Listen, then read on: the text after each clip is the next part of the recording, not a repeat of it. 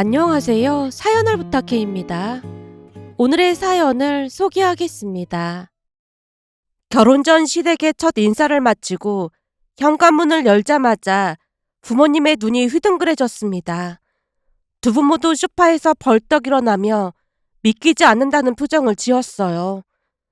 뭐야, 왜 이렇게 일찍 왔어?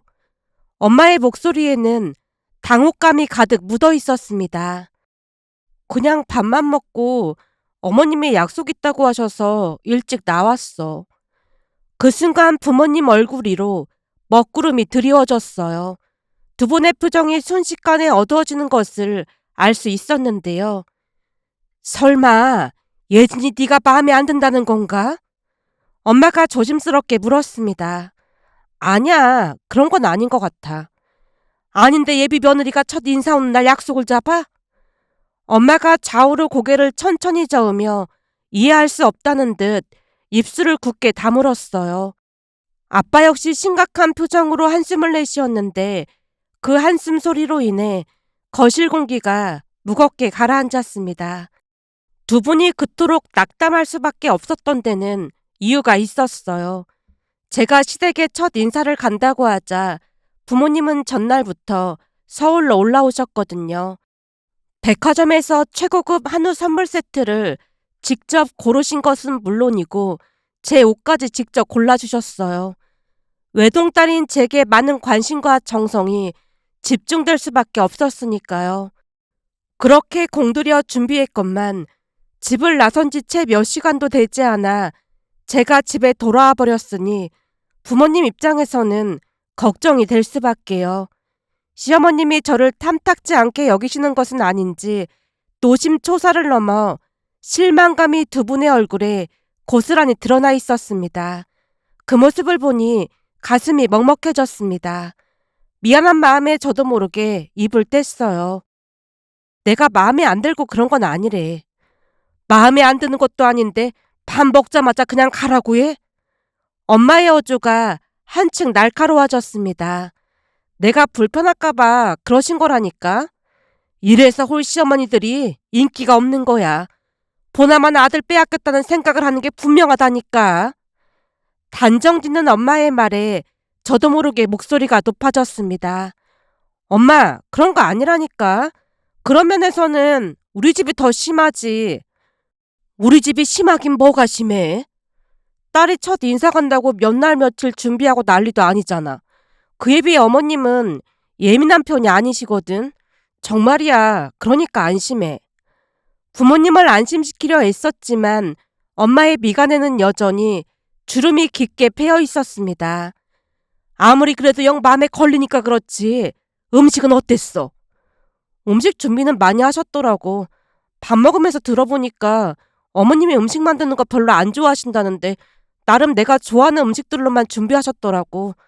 어머님은 회를 엄청 좋아하시는데 내가 회를 안 좋아하는 거 아셨는지 전부 익힌 고기만 올라와 있었어. 그제야 엄마의 눈빛이 조금 누그러졌습니다. 그래? 그럼 완전히 마음에 안 들거나 그런 건 아닌 거네? 글쎄 그런 거 아니라니까.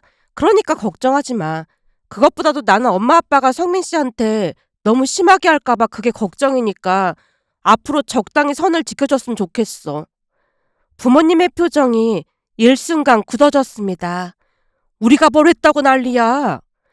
나한테 무슨 일만 있으면 엄마 아빠가 너무 난리치잖아. 분명히 말하는데 신혼집 비밀번호 안 알려줄 거니까 알려달라는 말도 꺼내지 마. 그리고 집에 올 때는 미리미리 연락하고 오고. 너무 자주 오면 성민 씨 불편할 수도 있으니까 그것도 안 돼. 엄마 얼굴에 서운함이 물결처럼 번졌습니다. 우리한테 자식이 더 하나뿐인데 그건 너무 심한 거 아니야? 엄마, 입장 바꿔서 어머님이 우리 집에 수시로 드나들거나 보고 싶다고 수시로 오라고 하면 내가 얼마나 힘들겠어? 한마디로 가족 간에도 기본적인 예의는 지키면서 살자는 거지. 그러니까 결혼하면 막 드나들 생각하지 마. 알았어. 엄마가 풀 죽은 목소리로 대답하며 고개를 떨어뜨렸습니다. 두 분의 어깨가 축 처지는 것이 눈에 들어왔어요. 부모님 입장에서는 서운한 마음이 들 수밖에 없다는 것을 저도 알고 있었습니다. 외동딸인 저를 바람이 불면 꺼질세라 정성을 다해 애지중지 키우셨으니까요. 게다가 엄마는 몸이 약한 편이라 저를 어렵게 낳으셨기에 더욱 그럴 수밖에 없었습니다. 하지만 결혼하면 저만 생각할 수는 없는 노릇이었기에 결혼 전부터 두 분에게 몇 번이고 당부하고 또 당부할 수밖에 없었어요. 그에 비해 시어머님은 홀 어머니인데도 불구하고 아들에게 집착하거나 매달리는 기색이 전혀 없었습니다. 결혼식을 앞둔 어느 날 신기한 마음이 들어 남편에게 슬쩍 물어봤어요. 근데 어머님은 자기한테 집착하고 그런 게 전혀 없는 것 같아. 예전부터 그랬던 거야? 남편이 고개를 갸웃거리며 대답했습니다.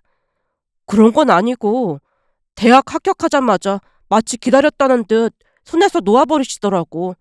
그게 나도 진짜 신기하긴 한데 수능시험 볼 때까지만 해도 엄마가 절에 가서 108배도 하고 그랬거든? 정말? 근데 어머님 절에 다니시는 거야? 그런 건 아닌데 수능 앞두고 갑자기 절에 가셔서 합격 기원 108배를 하시더라고.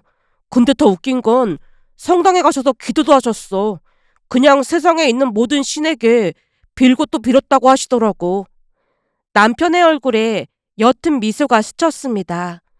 근데 대학 합격하자마자 이제는 당신 인생 살겠다고 하시면서 맨날 여행 다니시고 그래서 얼굴 못 보는 날이 더 많을 정도였어. 사실 엄마가 미대를 졸업하셔서 미술관 다니시는 걸 엄청 좋아하셔. 친구분들하고 여기저기 많이 다니시더라고.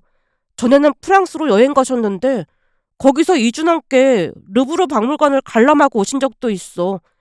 대학 입학하자마자 나는 엄마 인생에서 완전 지워진 느낌이 들었다고 할까? 암튼 완전 다른 분이 되셨어. 그게 쉬운 일이 아닐 텐데 신기하다. 그러게 말이야. 가끔은 서운할 정도로 나한테 관심이 없어 보인다니까. 근데 내 친구 지석이도 홀어머니의 외동아들이잖아. 지석이가 엄마 때문에 스트레스 받는 거 보면서 우리 엄마처럼 하는 게 훨씬 낫다는 생각이 들더라고. 지석 씨라면 대학 동창 말하는 거지. 지석 씨 어머니는 어떻게 하시는데 그래?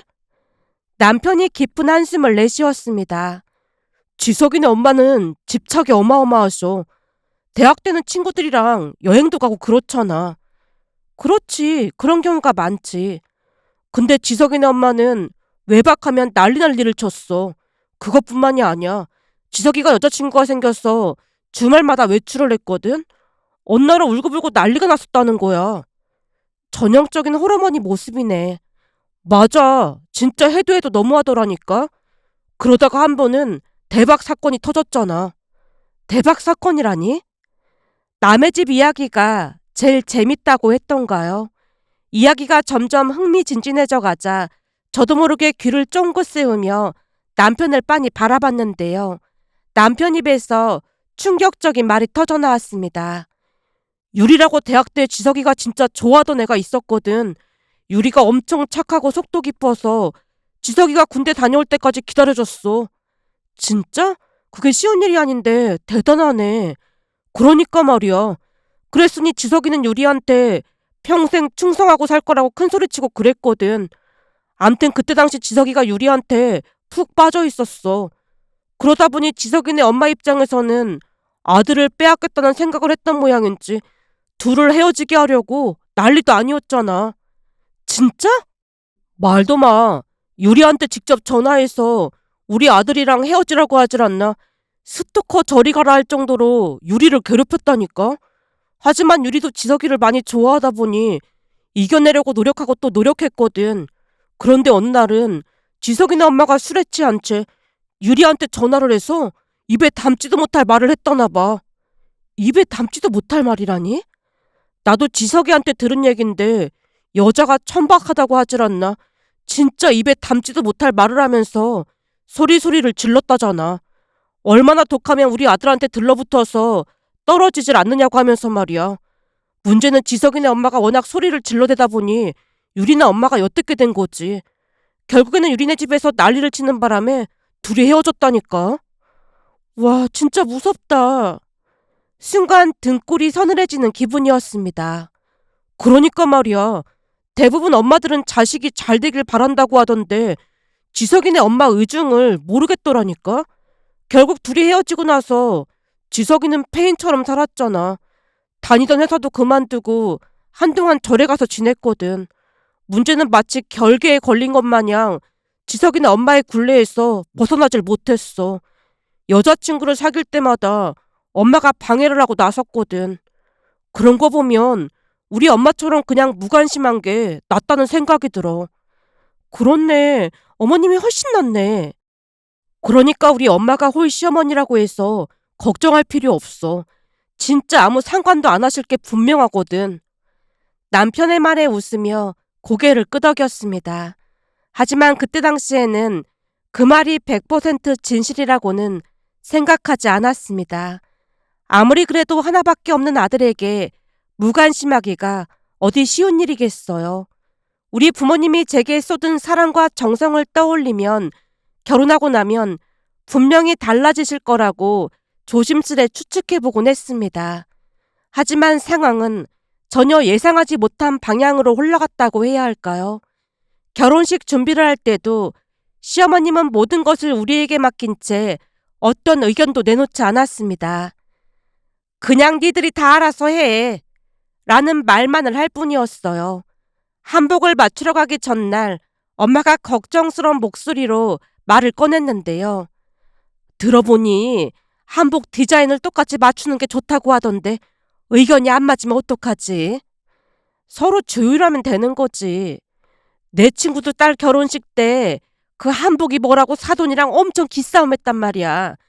혹시나 그럴까봐 걱정이 된다 그 말이지. 아니 한복 때문에 기싸움할 게 뭐가 있다고 그래? 엄마가 한숨을 내쉬었습니다. 말도 마라. 원래 신랑 측은 푸른색 한복을 입고 신부 측은 붉은색 계열의 한복을 입잖아. 그렇지. 그래서 내 친구가 핑크색 한복을 골랐다는데 그 신랑 엄마라는 사람이 핑크색을 좋아한다면서 굳이 핑크색을 입겠다고 난리를 피웠다는 거야. 그럼 그냥 핑크색 입으라고 하면 되는 거 아니야? 그렇긴 한데 아무래도 하객들이 조금 헷갈릴 수도 있거든. 대부분 한복 색깔로 시어머니인지 친정 엄마인지 구분을 하거든. 근데 같은 색깔을 입는 건 좀 그렇지. 암튼 그것 때문에 파혼한다 만다 난리도 아니었잖아. 그래서 어떻게 했어?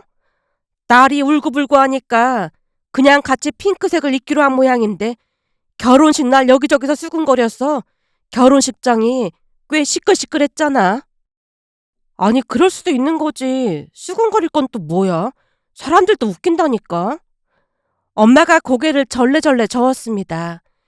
그게 비단 한복 색깔만의 문제가 아닌 거지. 그러니까 시어머니 자리가 얼마나 고집이 세면 저런 결정을 했겠느냐. 보통 내기가 아닌가 보다. 사람들이 그런 소리를 하더라고. 그러다 보니 한복 고르러 가서 문제가 생길까봐 벌써부터 걱정이 된다니까. 우리가 중간에서 잘할 테니까 걱정하지 마. 제가 웃으며 엄마를 안심시켰습니다.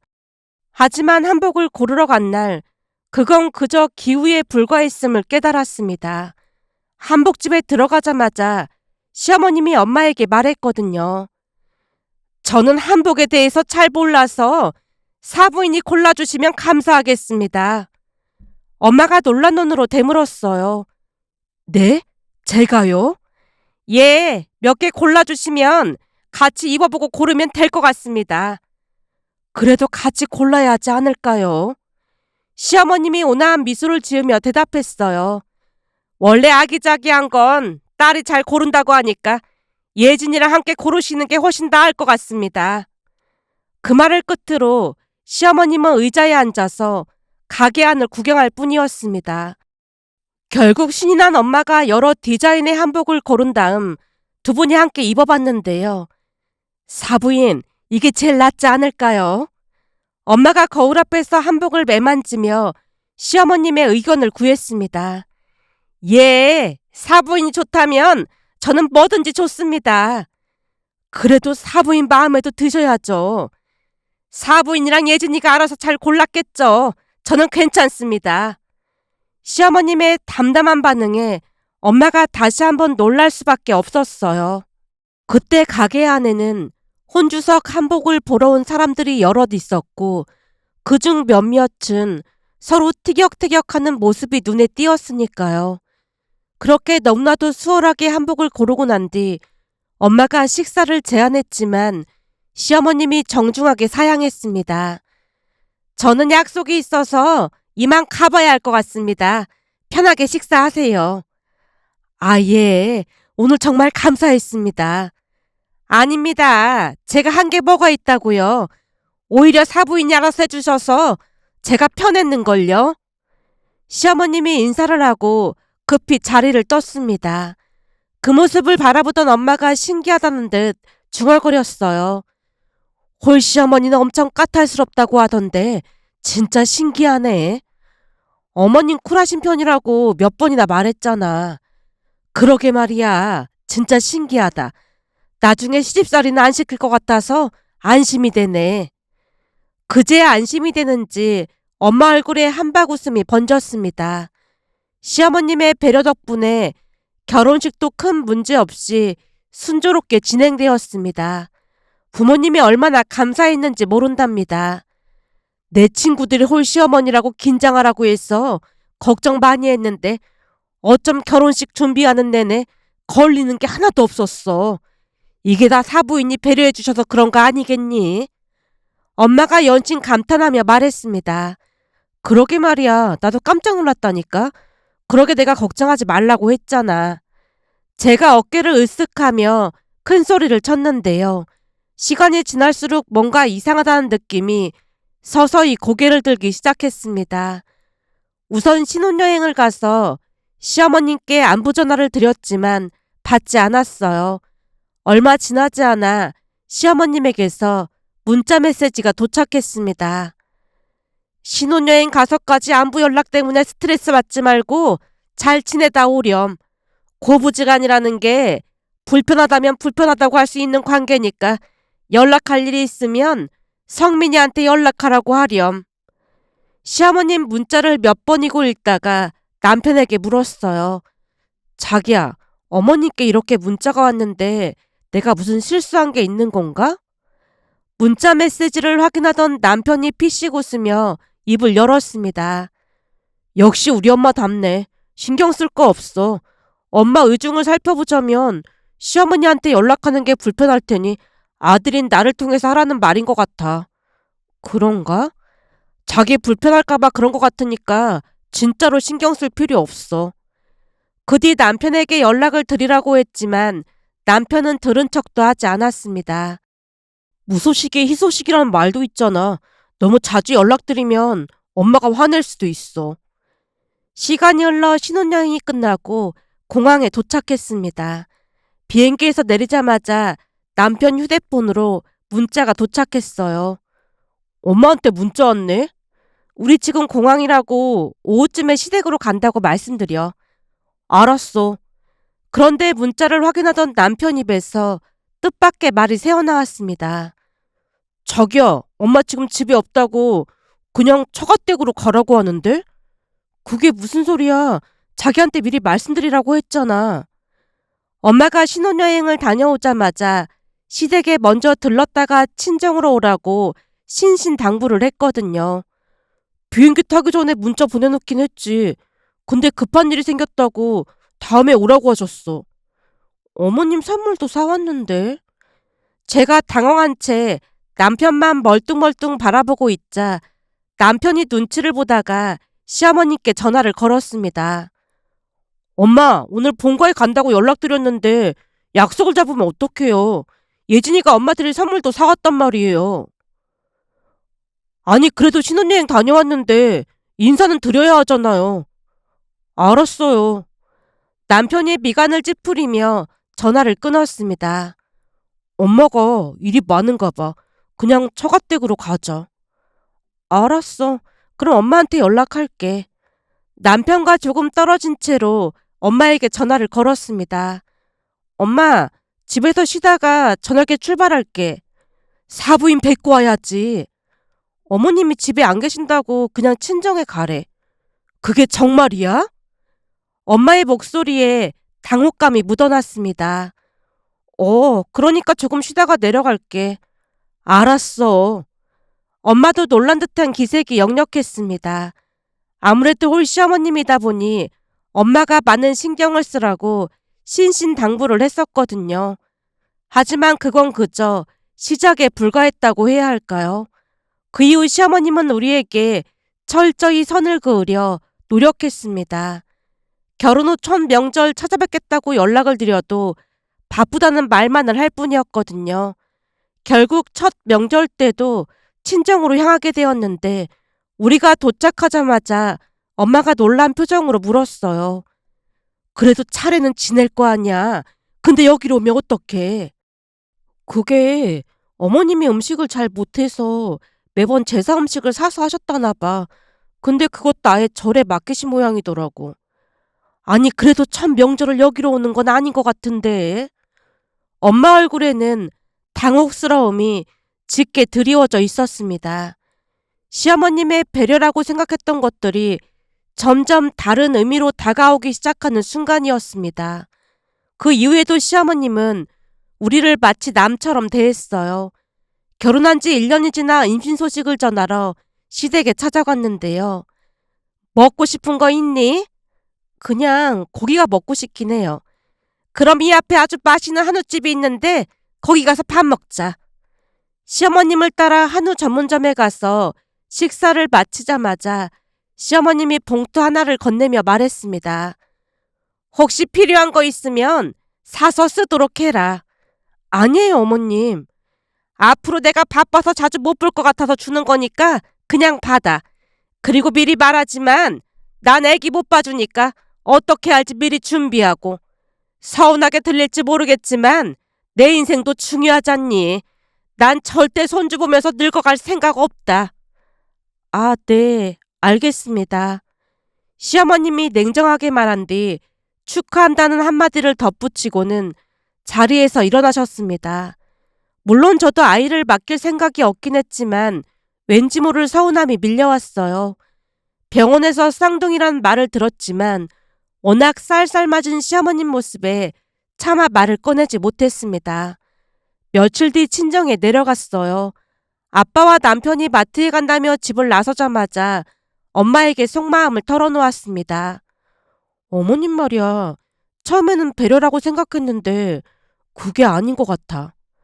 엄마가 의아한 표정을 지었습니다. 그게 아닌 것 같다니? 무슨 소리야? 아니, 처음엔 아무 상관도 안 해서 오히려 좋다고 생각했거든. 근데 요즘 들어서는 너무 정이 없어 보인다는 생각마저 드는 거 있지. 갑자기 그런 소리가 어딨어. 대부분 홀어머니면 손주 소식 듣고 엄청 기뻐하고 그런다고 들었거든. 근데 어머님은 전혀 기뻐하지 않는 것 같아서 하는 말이야. 엄마가 고개를 저었습니다. 말도 안 되는 소리라고 있어. 내가 보니까 사부인이 막 티를 내고 그런 분이 아니라서 그런 거지. 속으로는 엄청 기뻐하고 계실걸? 아니야. 아무리 생각해봐도 뭔가 이상해. 임신했다는 소리 듣자마자 난 손주 봐줄 생각 없다고 딱 선을 긋더라니까. 요즘은 다들 그런다고 하잖아. 그래도 조금 서운하더라고. 어찌나 선을 딱 긋던지 쌍둥이란 말도 못했잖아. 엄마의 눈이 커졌습니다. 그 정도였어? 뭔가 서늘한 느낌마저 들더라니까. 제 말에 엄마가 잠시 허공을 응시한 채 생각에 잠겼습니다. 한참을 그렇게 있다가 엄마가 조심스레 입을 열었어요. 저기, 나도 그냥 이모가 하는 말 전달하는 것 뿐인데, 이모 말을 전달하다니? 이모가 뭐라고 했는데? 그게, 사실 나도 사부인 행동이 조금 이상하긴 하더라고. 그치? 뭔가 이상하지?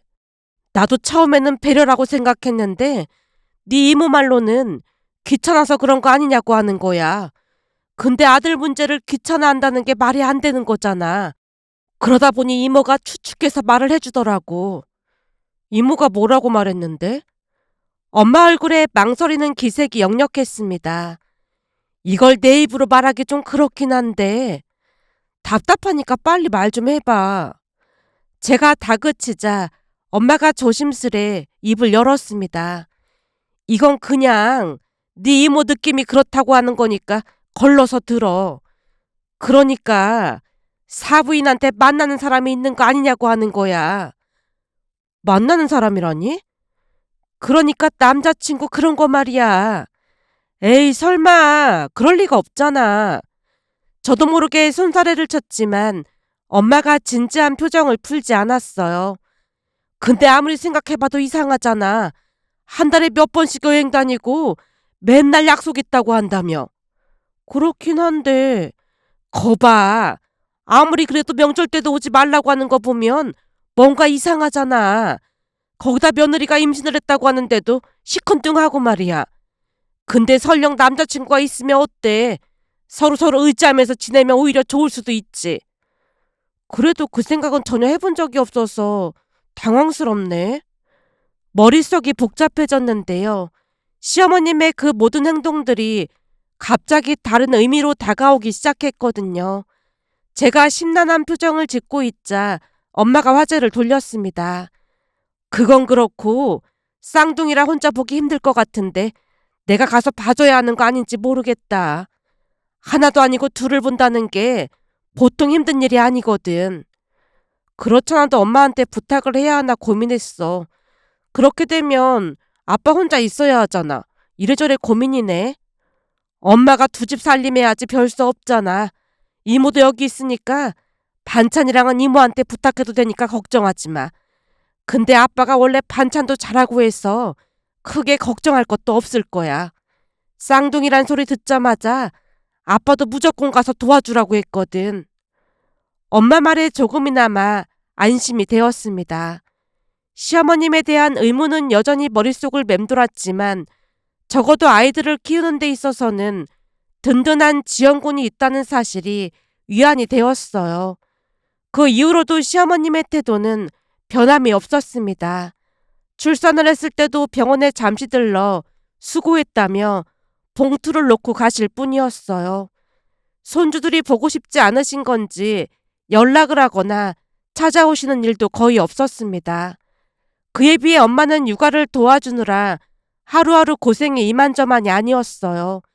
거기다 주말이면 아빠가 계신 본가로 내려갔다 오시곤 했기에 몰라보게 야위어갔습니다.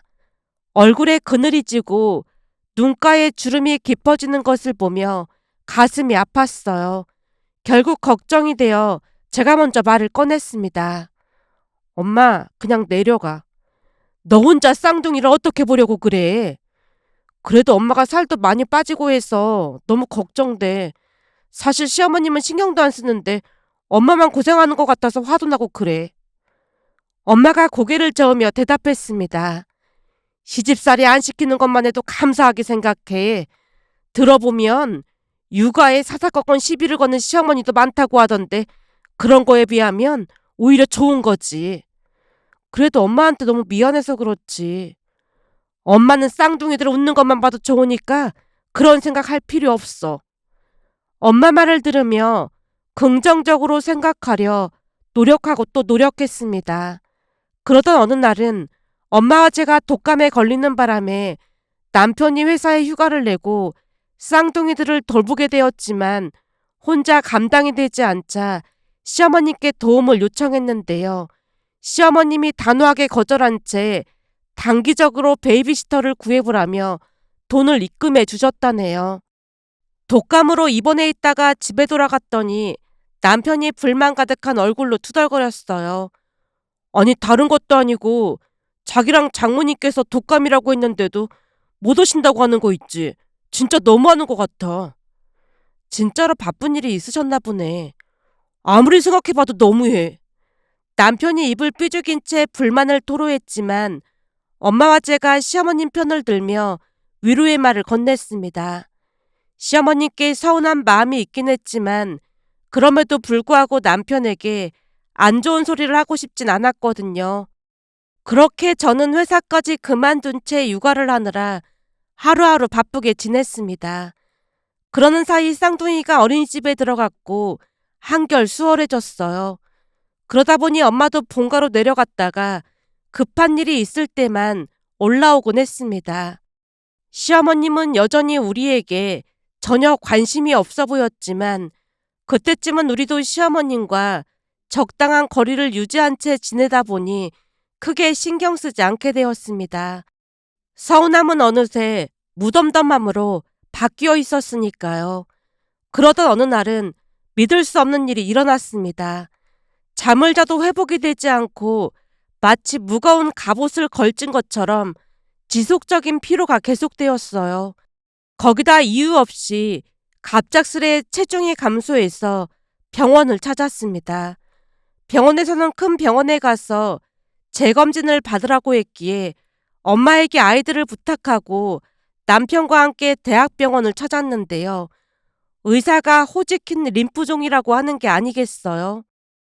순간 벼락을 맞은 듯 온몸이 굳어버렸습니다.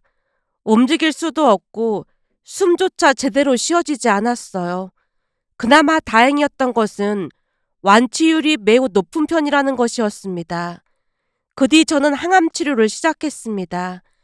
문제는 항암 치료를 하다 보니 머리카락이 빠지기 시작했고 몸도 마음도 극도로 지쳐갔어요.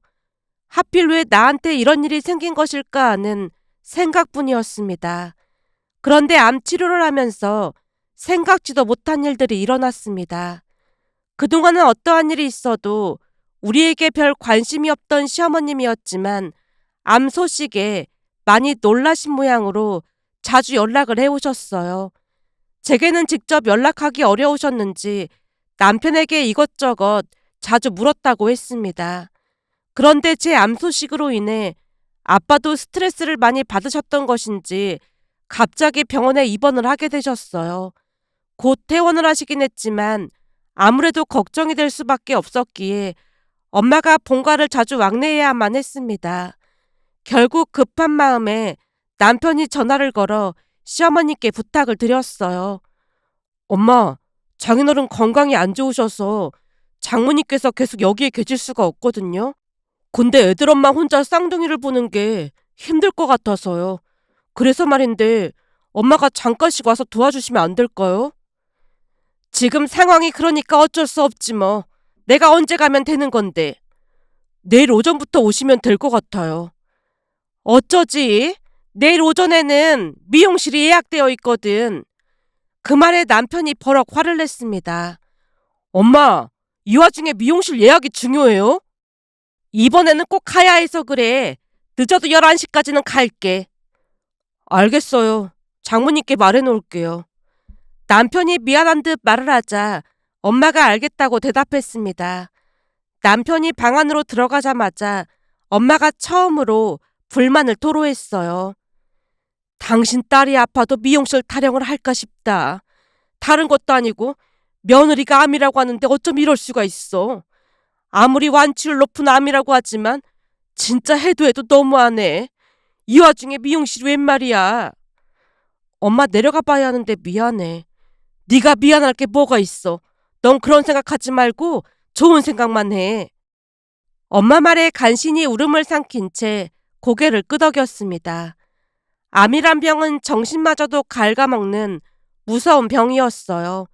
하루하루 무서운 생각이 머릿속을 떠나질 않았으니까요.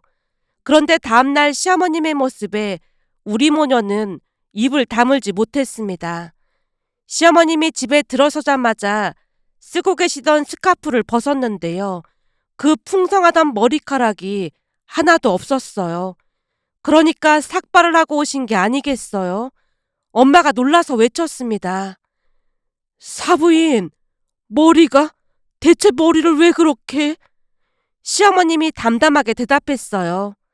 쌍둥이를 돌봐야 하는데 낯을 많이 가릴 것 같길래 조금이라도 엄마랑 비슷해 보일까 하고 싹 다 밀어버렸습니다. 아니 그렇다고 머리를 전부 밀어버리시면? 머리야 금방 다시 자라는데 그게 뭐 대수겠습니까?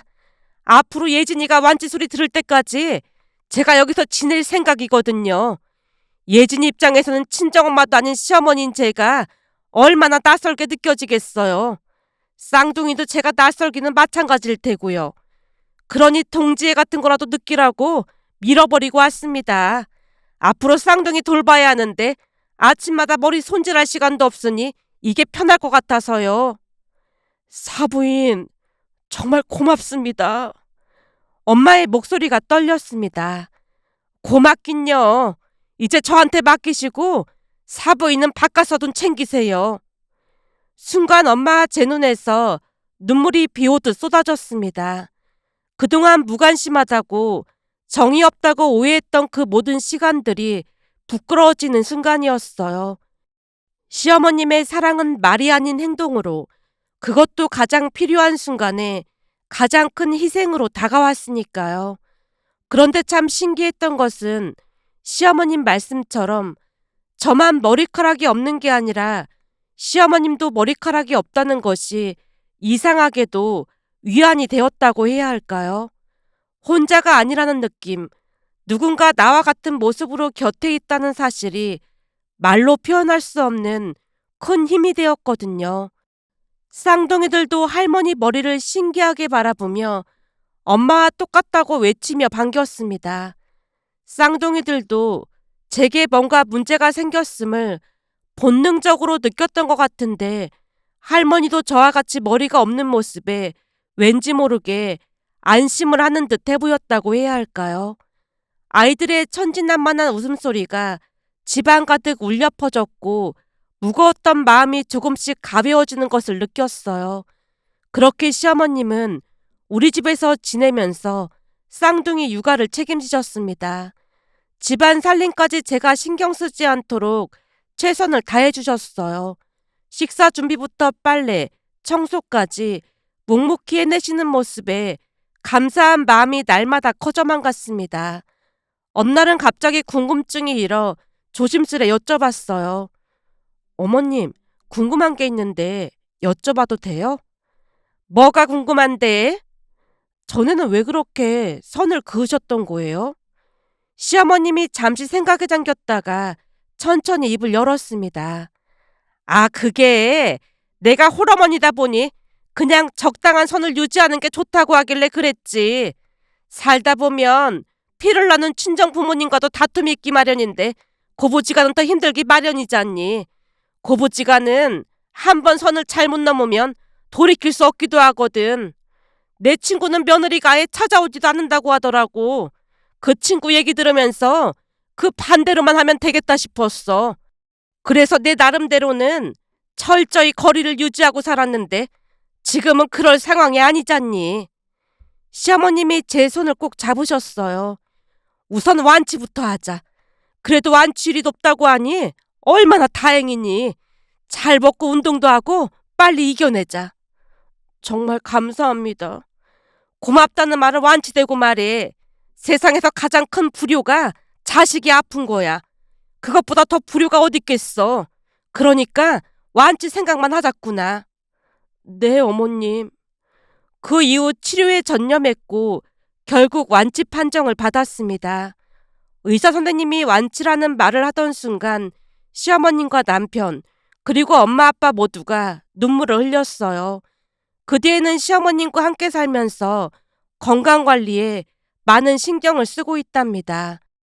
시어머님의 머리카락도 제 머리카락도 다시 자라나 이제는 예전 모습을 되찾았지만 그때의 기억은 여전히 가슴 깊이 새겨져 있습니다.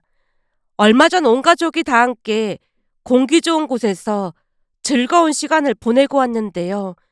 엄마와 시어머님이 늦은 시간까지 즐겁게 대화를 나누시는 모습을 바라보며 행복은 멀리서 찾을 필요가 없다는 것을 다시금 깨달았습니다. 가족과 함께 웃고 떠들며 보내는 지금 이 순간이 가장 행복한 순간일 테니까요. 우리 가족에게 그리고 이 글을 읽는 많은 분들에게 행복한 일만 가득하길 바라며 이 작은 이야기가 누군가에게 따뜻한 위로가 되기를 소망해 봅니다. 오늘의 사연은 여기까지였습니다. 즐겁게 보셨다면 구독, 좋아요 부탁드립니다. 고맙습니다.